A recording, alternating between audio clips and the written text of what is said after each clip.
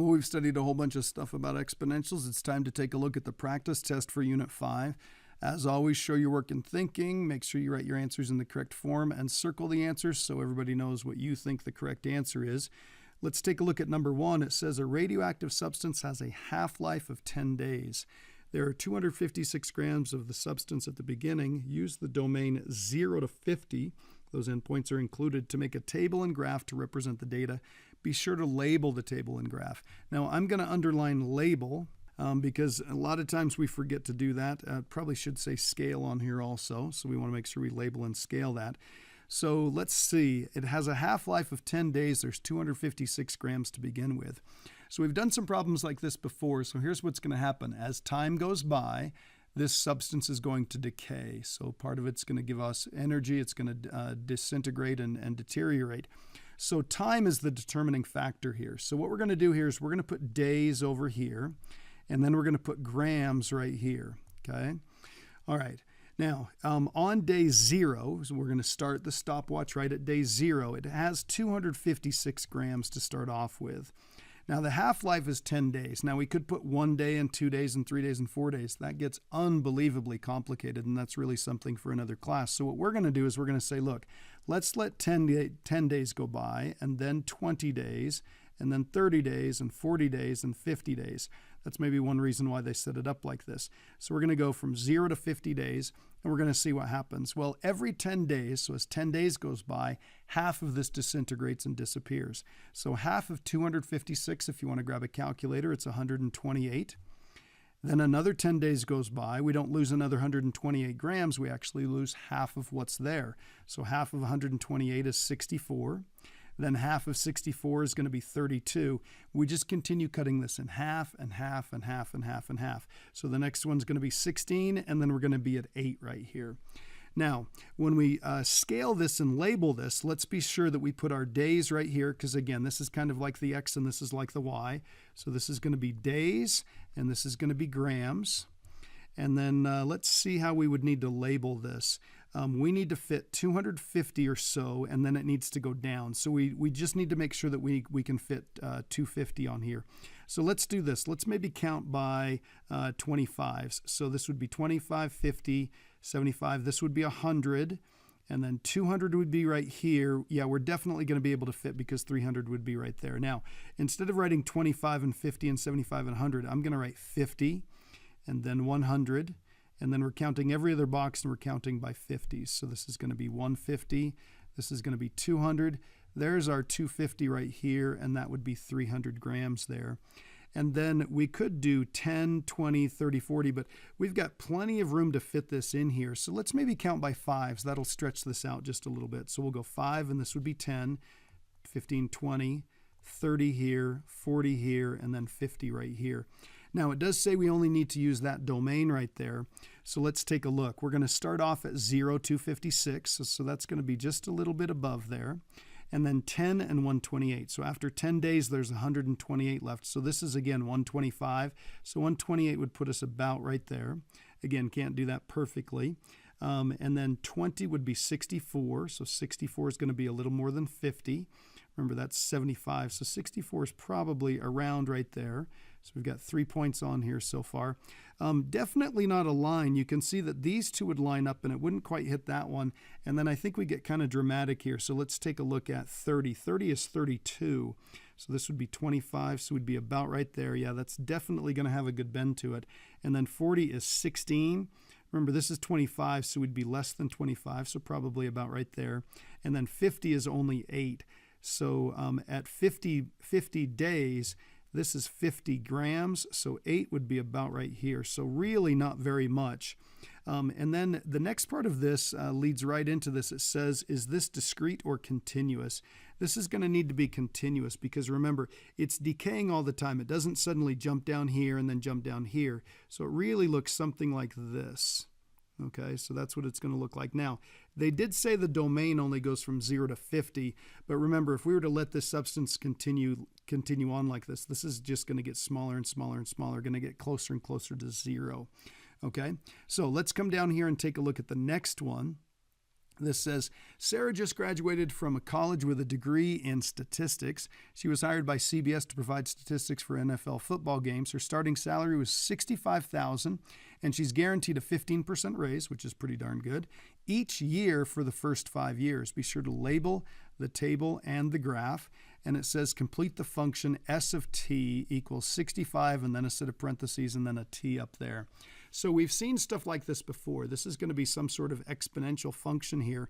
We do need to figure out what goes in here for the base, but stop and think about this. S of t, again, a pretty good choice of variables here because we're talking about her salary. So her salary is going to depend on the time that goes by, depend on the years that go by.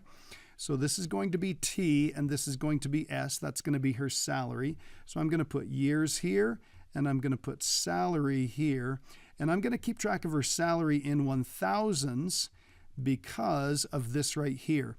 Notice that she starts at 65,000, but the function just has 65 in it. Now, let's figure out what number goes here. She's guaranteed a 15% raise. So remember, she's guaranteed 100% of what she made before plus a 15% raise. So that's going to be 115% of what she made before. That right there is going to be the base for this exponential. Again, we don't put in the percent, we put it in as a decimal, so we're going to move this over 2 places. So this is going to be 1.15, and you can kind of recognize right here, there's the one for 100%, and there's the added 15%. Okay, it says create the table and graph to show this. So let's go ahead and do this. So we've got year 0. That's going to be her starting salary. We know what that is. That's going to be 65,000. Again, I'm just going to write the 65. We'll assume we can tack those zeros on there. And then year 1, year 2, year 3, year 4, and year 5. So during that first year with them, she makes 65,000. And then at the beginning of the second year, so after that first year, we need to figure out what she's going to make. So I'm going to bring up the calculator, shrink this down just a little bit so we can see what's going on. And I'm going to come over here and we're going to do 65 times, and then in parentheses, or actually I could just do a set of parentheses, couldn't we? Parentheses 1.15, and then we're going to raise that to the, well, just for fun, I'm going to put to the 0 power. It better give us the same thing we had there. Okay, and then I'm going to recall this, and we're going to do a 1 here. So we get 74.75. So 0.75. And remember, it's okay to put the 0.75 because we're going to times this by 1,000, which is going to give us 3 decimal places there. So I'm going to say that's 74,500 just with the decimal there. I'm going to recall this again, and I'm going to put a 2 here. So let's see, we get 85.96. That'd be 963. So 85.963, and then I'm going to change up here just a little bit. What I'm going to do is I'm going to take that last answer and I'm going to multiply it by 1.15. So that would be the same thing here. I get 98, and this would be 857. So 98,857. Okay, I'll do the same thing again. We get 113.685. And then for the last one, we get, let's see, this is going to be 130.738. Okay, now, just to double check and make sure, I'm again going to type this in here, and I'm going to do 65 and then parentheses 1.15, and then I'm going to raise that to, let's raise that to the 5th. If we got this last answer right, then we know we did all of our math right here. You'll notice that that's the same. So we're in good shape there. We've got the right numbers there. Okay, so we're going to go ahead and take those, and now we need to come over here and we need to keep in mind what's happening on this. We're keeping track of years over here, so I'm going to go ahead and label this as years. Okay, and I'm going to go ahead and make this larger so we can see what's going on.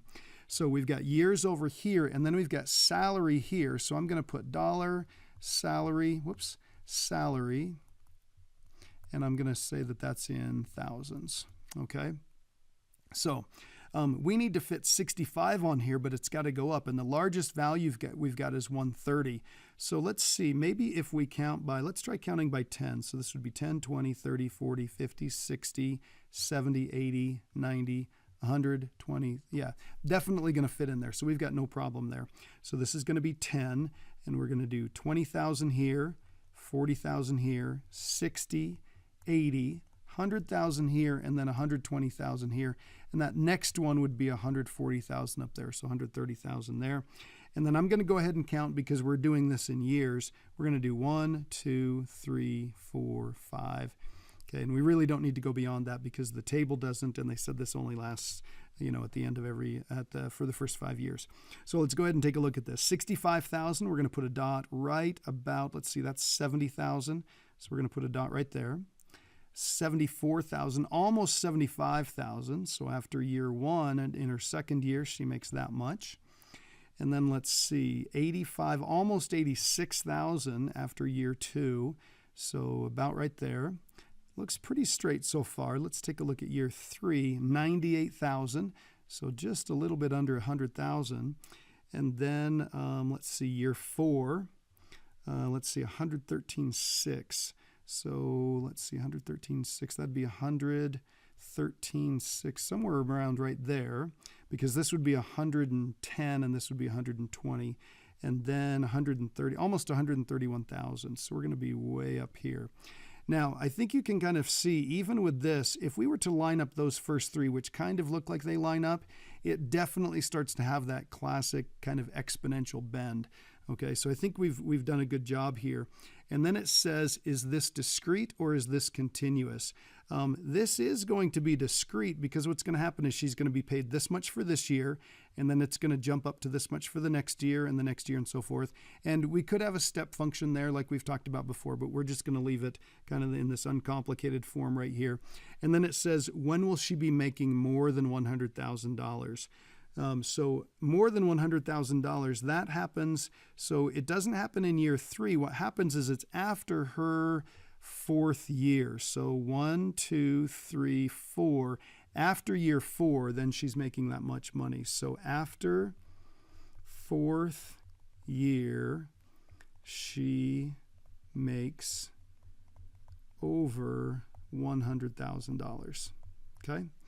All right. So hope we're in good shape on that one. Again, we've shown everything here. Let's take a look at the next page. We had a lot going on that first page. Hopefully this is a little easier. So let's take a look at this right here. It says state the domain. We've seen stuff like this here. Nice linear function. Squish it onto the x-axis and the y-axis. That's going to be from negative infinity to infinity in both directions. Okay, we can plug in anything we want and we can get out any value that we want. And now we want to talk about the end behavior. So as x goes to negative infinity, this graph continues going up and up and up. So that means the y's would tend toward positive infinity. And then as x goes towards positive infinity, these values tend to get smaller and smaller and smaller and smaller. They go further in the negative direction. So y is going toward negative infinity. We want to find f of 2. F of 2 in this case is the function value right here. So we go to 2, we don't have to go up or down, so that would be 0. And then the x-intercept, well, my gosh, that is the x-intercept right there. So the x-intercept is 2, 0. The y-intercept, of course, would be where it crosses the y-axis, so that would be right here. That's going to be at 0, 4. And then it says, is this increasing, decreasing, or constant? This goes down from left to right, so this one's definitely decreasing. Okay, let's take a look at this next one. We've just got this horizontal line here. Again, you can imagine taking this line and just moving it right on top of the x-axis. So the domain is going to be from negative infinity to infinity. The range, however, if we squish this side onto the negative 3 and that side onto the negative 3, the range is just one single value. It's just negative 3. And this is interesting for this end behavior. As we head toward negative infinity, it doesn't go anywhere. It just stays right at negative 3. So it gets really close. In fact, it is negative 3. And then same thing on the right end. It approaches negative 3, or it is negative 3.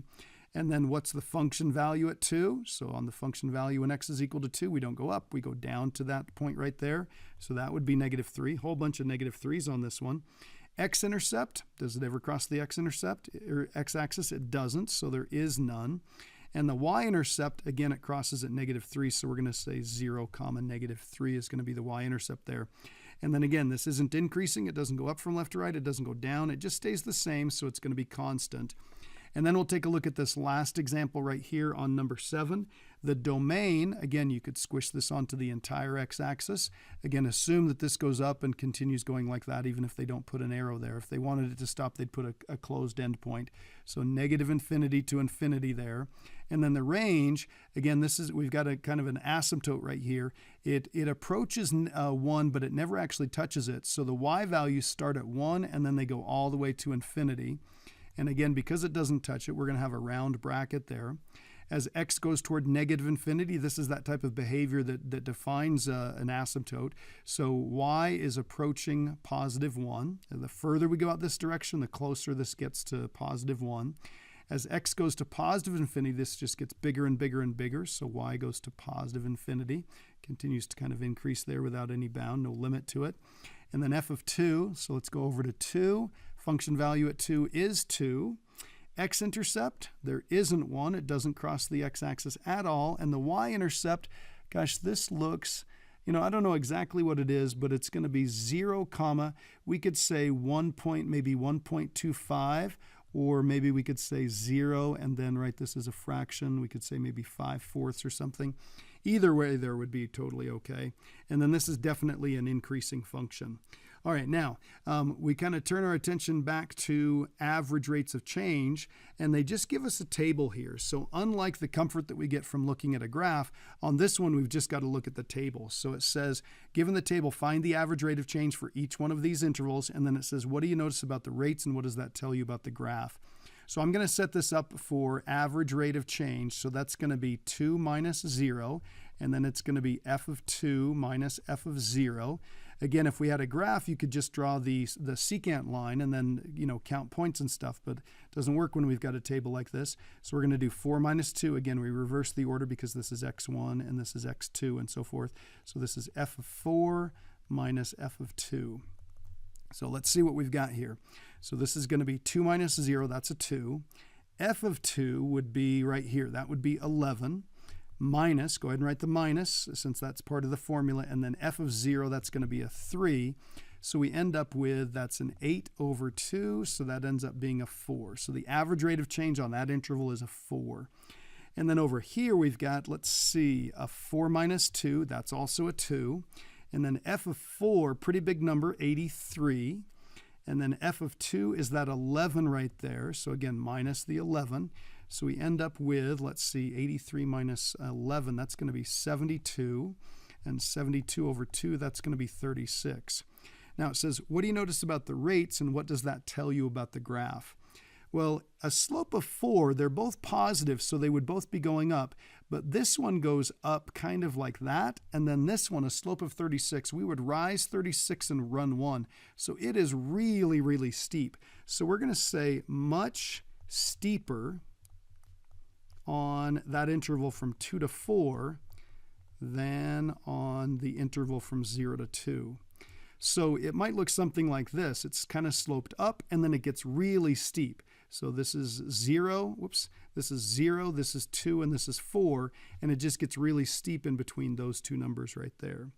Okay, let's slide down here and take a look at the next part. So we've got number 9 and 10. And we've just got a couple of exponential functions. We've got some tables, so we can plug some numbers in and figure out some values.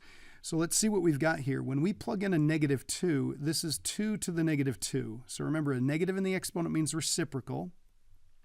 So that's going to be 1 over 2 squared, so that's going to be 1/4. So this is 1/4. This is 2 to the negative 1, so that's 1 over 2, so that's going to be 1/2. We've got 2 to the 0 when we plug a 0 in there, so any number to the 0 power is 1. And then we've got 2 to the first, that's going to be a 2. 2 squared, that's 2 times 2, so that's going to be 4.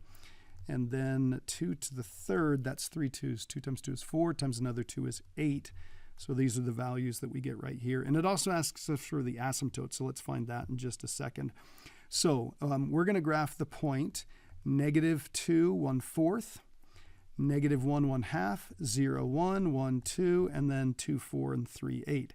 So negative 2 and a 4th. So a 4th is just barely above the x-axis.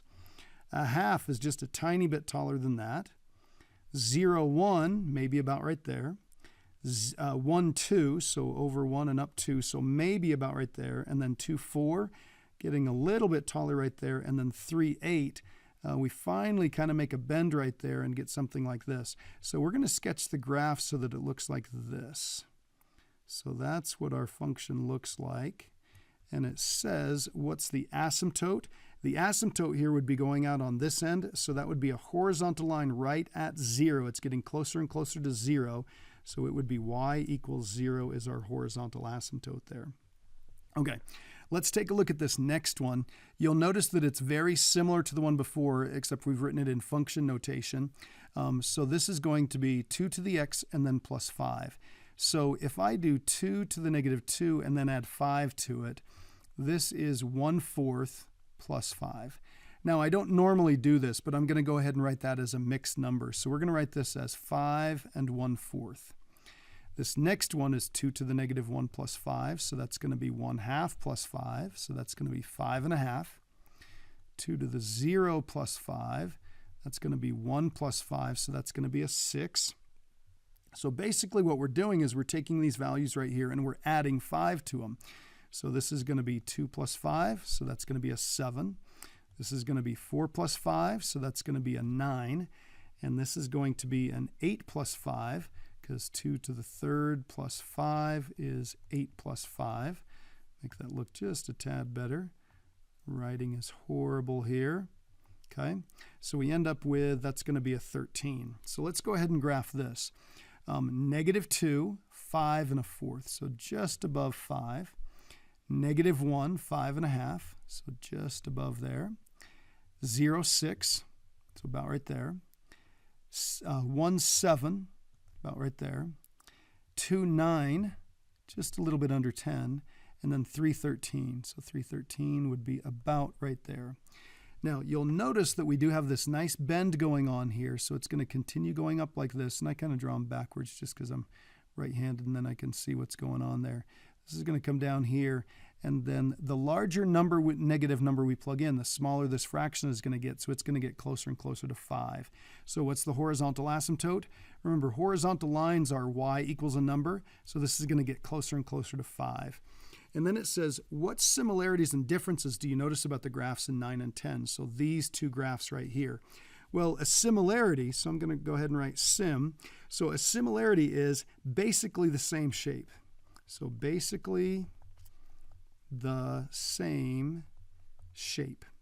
Basically the same shape. Okay? Now, a difference here, so we're going to write difference. One of them, this one right here, one has been moved up. Moved up. Well, it's actually been moved up kind of 5 units right here. So we'll say moved up 5 units. Okay? All right. So really 2 good examples to take a look at there. Let's go ahead and take a look at the last page and then we'll be done. All right, last page here. It says, write the coordinates of the endpoints of the interval, find the slope of the secant line over the specified interval, then state what the slope means about the graph on that interval. Okay, so we have to find the slope of the secant, which is the same as the average rate of change, and we don't have a graph here. So I'm going to go ahead and write down what this formula would be. The formula would be, it's the second one minus the first one, so this is going to be 4 minus the minus 2, and then it's going to be f of 4 minus f of negative 2, and we need to take these values and we need to figure out what the function values are. So these are the x values. This is x1 and this is x2. So I'm going to go ahead and write down that this is negative 2 comma something, and then the second point is 4 comma something. So let's figure out what those somethings are. So let's figure out what f of negative 2 is. So let's plug a negative 2 in here. This is going to be 2 times 3 to the negative 2. Ooh, this is going to be kind of ugly because we get 2 times. Now remember, the negative only applies to what it's over. The exponent only applies to what it's over. So the 2 stays where it is. This is going to be a 1 over 3 squared. So this is 2 times 1/9. So 2 times 1/9 is 2 ninths. Boy, this is not going to be any fun. Okay, let's take a look at what f of 4 is. F of 4 would be 2 times 3 raised to the 4th power. That's 2 times and then 3 to the 4th power. I'll just double check here. 3 raised to the 4th should be 81. There we go. So we get 81. So if we double that, we get 162. So this is 4 comma 162. Okay, so let's take a look at what we've got here. This is going to be 4 minus a minus, so that's going to be a plus 2. And then we've got f of 4, which is this function value right here, 162, minus f of 2, f of negative 2, which is 2/9. So I'm going to put a 2/9 right there. Now that is an absolute mess. Now there are a couple different ways that you can handle this. If you want to grab a calculator, that would be totally okay. I'm going to take this and I'm going to go ahead and subtract the ninths. That would be 161 7/9, and we divide that by 6. Now that is certainly a mess. So let's grab our calculator and let's have it figure this out for us. So I'm going to go ahead and shrink this down so we can see what's going on. And I'm going to clear this off. And we're going to do, let's go fraction mode here.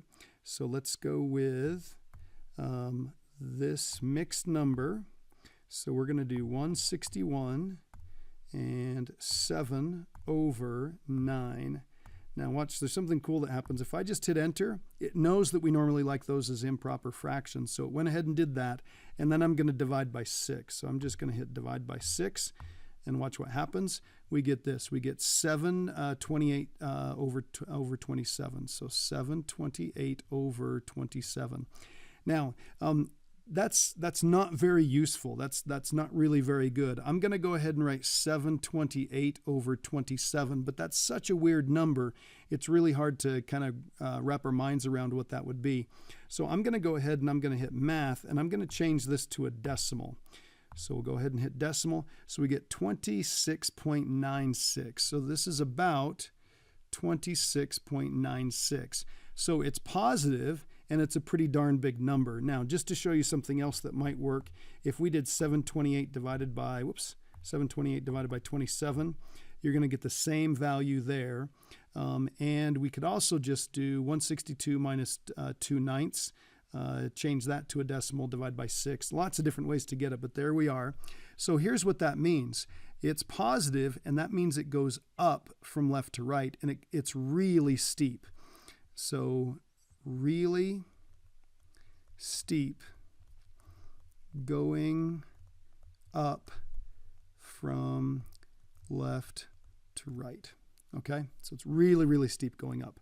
Okay, let's take a look at the next one, and let's hope that these are a little bit easier. I'm going to go ahead and get rid of that, and let's take a look here. So again, we want to find the average rate of change here. So the formula is going to be, remember, x2 minus x1, so 3 minus 0, and then f of 3 minus f of 0. So we'll see what that is. And the first point is 0 comma something, and the second point is 3 comma something. And now let's figure out what those are. So this is going to be f of 0 is going to be 2 times 1/2 to the 0. So that's 2 times, let's see, any number to the 0 power is 1. So this is going to be a 2. So we get 0 comma 2. And then for f of 3, this ought to be interesting. So 2 and then 1/2 raised to the third. So again, this is 1 to the third, that's a 1, and 2 to the third, that's an 8. So I've got a 2 over 1, again, thinking of that as a fraction, I can cross cancel here. That goes in once, that goes in 4 times, so we end up with 1/4. So again, another fraction to deal with, but we can do that. So we've got 3 minus 0, that's a 3. And then we need f of 3. F of 3 is 1/4 minus f of 0, that's going to be a 2. So we end up with, well, let's think about this. This is going to be negative 1 3/4. 1 3/4 over 3. That's negative 7/4 over 3. And then I'm going to do this without a calculator, but I'll double check on the calculator. I'm going to think of this as a fraction, and then we never divide by a fraction. We flip it over and we multiply. So that would be 1 on the top and 3 on the bottom. So I'm going to say negative 7/12. So negative 7/12. Okay, now grab the calculator. Let's just type this in here really quickly and see what's going on. Let's say I did negative 7 divided by 4, and then we're going to divide that by 3. So there's the negative 7/4, and we're going to take that and divide it by 3. So we get this ugly decimal right here. But again, the cool thing about this is your calculator can handle that. So I'm going to hit math, change to a fraction. negative 7/12, so we're in good shape there. I am going to go ahead and put that that is roughly, what do we say, negative, yeah, so negative 0.58. Okay, so that's going down from left to right, and a slope of negative 1/2 roughly, that's not very steep. Okay, so it's going down but not very steep. Going down but not, whoops, make that look right, not very steep. About like that right there. Okay, all right, I'm hoping this one turns out better. Okay, so again, we've got another exponential here, and then we've got this +1 right there. So we need to find the average rate of change between the two of those. Again, this is x1, this is x2, so we're going to do 1 minus that -1 right there, and then we're going to do f of 1 minus f of -1. Okay, so this is going to be a +1, so that's going to be a 2. Okay, so we can deal with that. And then this first point is going to be -1 comma something, and the second one is going to be 1 comma something. So let's see what those are. F of -1. Gosh, I hope this works out nice.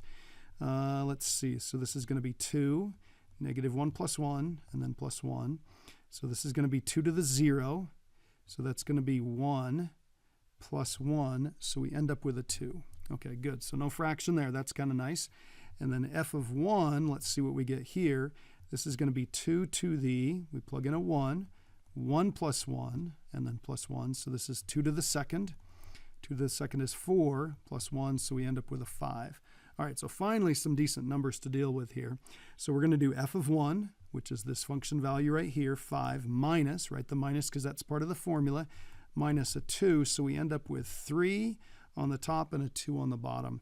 So that is 3/2, which is also equal to 1.5. Now, the fact that it's positive means it's going to be going up, and we rise more than we run, so that's actually pretty steep. So we're going to say going up, and let's say this, we'll just say kind of steep. Kind of steep. Not nearly as steep as that one up above, but just kind of steep there. Okay, let's take a look at the very end here. There's a couple of true-false questions to kind of see how much you've been paying attention in the last 2 units about linear functions and exponential functions.